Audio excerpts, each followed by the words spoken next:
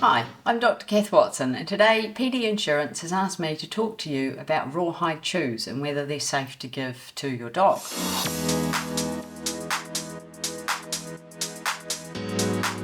So first up, chewing's a really good thing to have your dog doing. It helps keep teeth clean, gums healthy, helps keep their chewing muscles nice and strong.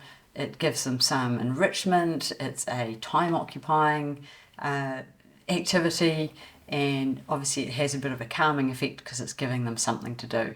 So lots of benefits to chewing, and there are lots of options to give your dog to chew, rawhide chews being just one of those.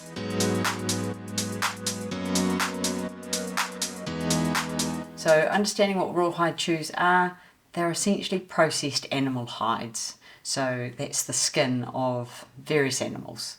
It's usually pretty tough, which can make it good for chewing, but it's really important to understand your dog, its chewing ability, whether your dog is likely to gulp.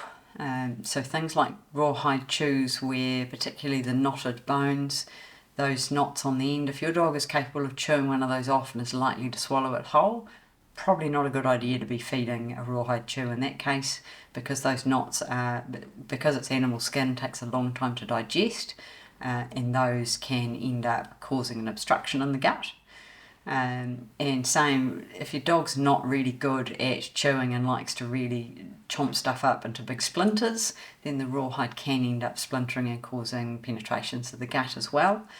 For most dogs who are going to quietly chew away and chew off little pieces, and essentially it's the chewing that they're getting the benefit out of rather than they're not getting any real nutrition from these rawhide chews, then they're fine to give. But the other thing to be aware of, if your dog has a sensitive stomach, then you may see some reactions to the animal products as well. So like I say, understanding your dog and what the risks are to your individual dog is the best way to consider whether rawhide is a risk or not.